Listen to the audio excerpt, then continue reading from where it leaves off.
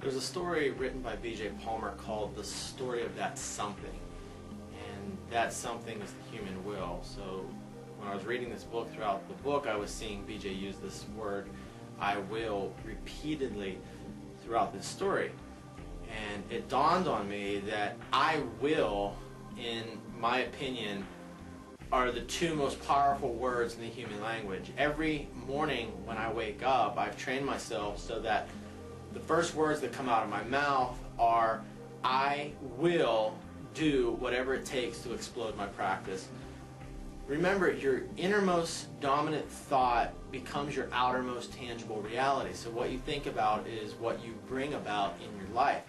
Nothing is more powerful than the human will. As a matter of fact, I once saw this documentary on History Channel, and it was about a group of British soldiers who were taken prisoner during World War II while fighting in the South Pacific. The Japanese forced over 65,000, I believe it was 65,000 Allied prisoners into slave labor in order to build a 225-mile railway through the jungle. There was a movie that they made about this. It was called The Bridge Over the River Kwai, and you may have heard of that. But these men were held prisoner for 14 months, at which point they were rescued. But by then, only a handful of soldiers were actually still alive, out of 65,000 men. One particular survivor was being interviewed by History Channel, and he was telling the horrific work conditions, the torture, the malnourishment, the beatings, and the intensive labor that they had to endure. And he said that one of his best friends was lying next to him on the dirt, on the ground, after working a 22-hour workday. And he said that his friend looked over at him and said, I'm done. I'm leaving here tonight. I can't take this anymore. I can't do it. And this soldier being interviewed, he said that he told his friend, just hang in there. Don't do anything irrational because they'll kill you. The next morning when he woke up, his friend was lying dead next to him. He had passed sometime in the middle of the night. And this World War II veteran, this POW survivor, then looked into the History Channel camera and said in this soft, deep voice, he willed himself to death.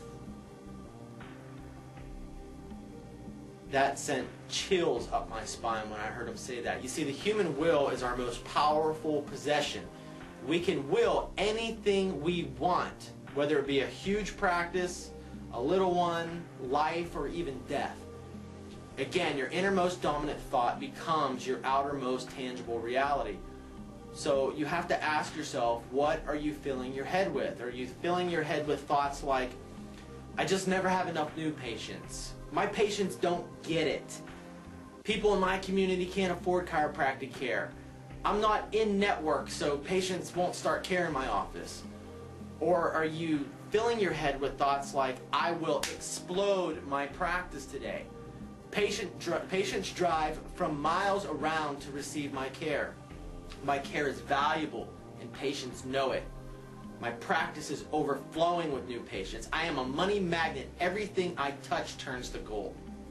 You must will or create the practice you want in your mind before it can manifest in the world. Christ once said, we are in this world, but we are not of it. You see, the masses look from the terrestrial to the celestial.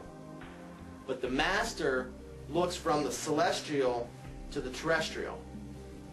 In other words, build your castles or your practices in the sky, in your mind. And before long, you'll see them manifest in the world. If you want to see 300 a week, start telling people that you're seeing 300 a week. I know what you're thinking. If I tell people that I see 300 a week and I'm not really seeing 300 a week, then that makes me a liar. No.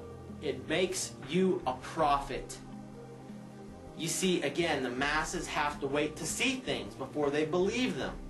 But the master believes things before he sees them.